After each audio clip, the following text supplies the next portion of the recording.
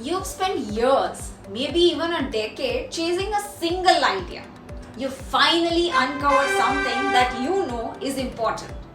But then you stand in a room full of people and try to present it, and you are met with a sea of blank stares and that subtle glow of people scrolling through their phones. The papers you poured your soul into are just collecting dust, unread. It's just sitting in the digital space for no one to even acknowledge your work.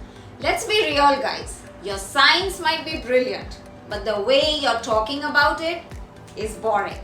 And that's what's causing you the lack of funding, the loss of collaborations, and the career that you have worked so hard for. But what if I told you that there's this one simple trick that can make your complex work absolutely unforgettable? So think about the traditional scientific presentation.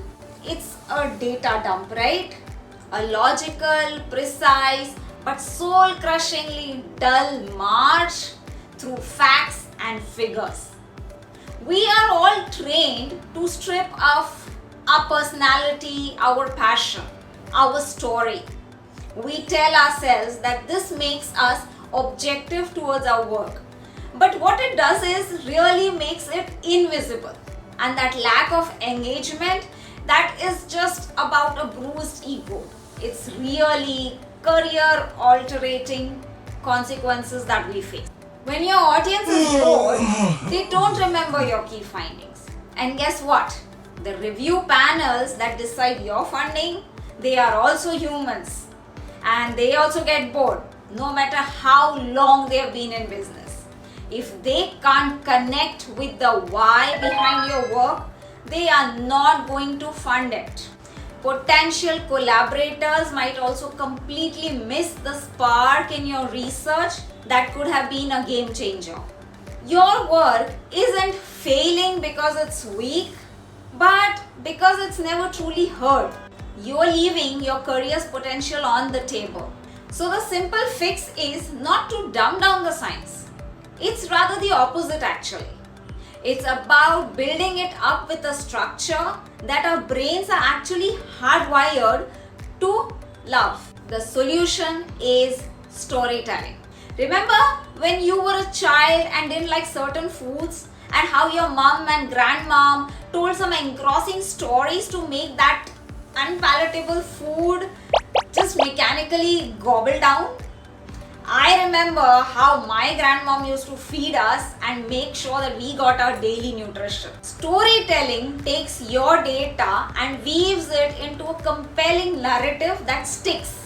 It gives it context and emotional weight that makes your research very convincing and compelling to your experts and even the non-experts.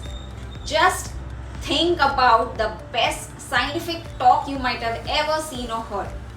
I bet the speaker didn't just list out the methods and results. They took you on a journey filled with suspense, thriller, powerful climax, a resolution at the end. And that's what would have stayed with you. You would have remembered that study, the group, and its findings. They wouldn't have just presented their science. They told the story behind that particular piece of science. So how do you find the story in your own research? The good news is you already have all the pieces. You just need to arrange them differently. Hi, I'm Dr. Radhika Kamdar, and today we shall build your research suspense thriller together. And stay around till the end of this video and I will give you secret template so that you can also become an expert science storyteller. Now look at any successful movie. What does a great story consist of? A character, a protagonist. For you, that might be whatever you're studying. A specific molecule, a stubborn disease, a distant species, or even just a wild theoretical concept. Putting it in the front and center gives your audience something or someone to root for. Second you need is a setting. The background, something that you're searching for. And that in your research is what you have already established. The facts. This will give your audience a roadmap and show them the status quo. The third most important part is to build tension, and that is the knowledge gap in your research. The central problem, the burning question that your work tackles. Basically, the why that makes people lean in and listen. This is the driving engine of your story. Next is the action. Who doesn't love that, right? It is what you do. It consists of methods and results, but framed as a quest or a journey that you undertook, and that would have addressed this tension. It's not just a boring list of steps. It doesn't have to be. It is a chronicle of your passionate discovery. The next is the most important, or something that I loved. The story's climax. We all always look forward to that in a movie, right? And that is the big finding, your aha or the eureka moment. The breakthrough that answers the questions that you build up in your tension. And this is the turning point of your entire narrative. It can put the whole story in perspective and make it relatable. The final thing is the resolution. What does your discovery mean? Where do we go from here? This connects your findings to the big picture and gives your audience a satisfying sense of closure, like a happy ending in the movie, right?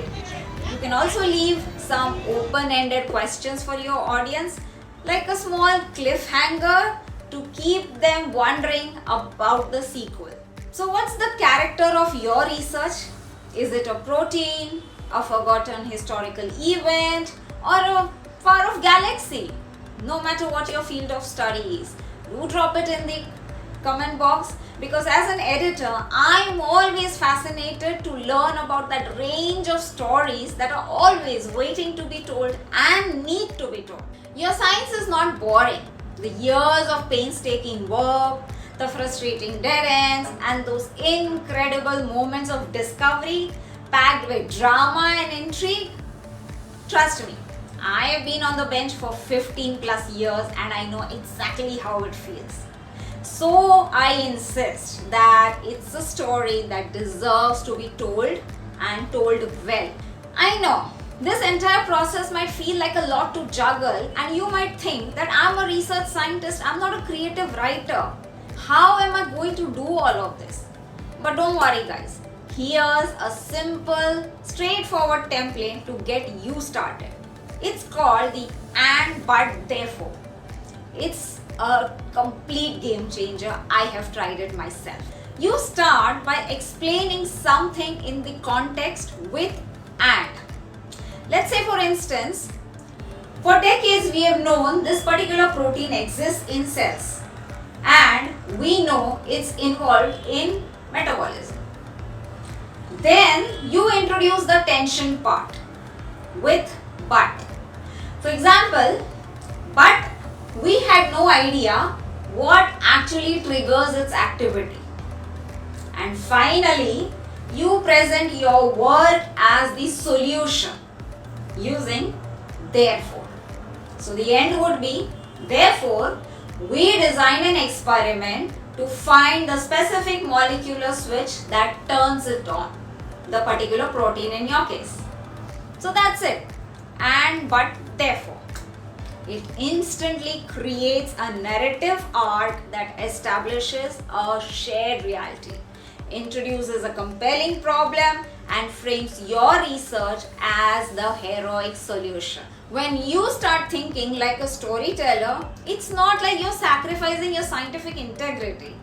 You're finally actually giving your work the spotlight and the recognition that it deserves.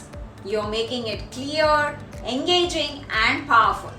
So stop letting your brilliant ideas die in boring presentations and start telling the story of your science and watch your career transform. If this was any helpful, make sure to subscribe, like, and comment and share your experience with storytelling so that we can make your science stand out. I highly recommend you to watch this next video on designing unforgettable slides to take your presentation skills to the next level. Stay tuned and keep writing.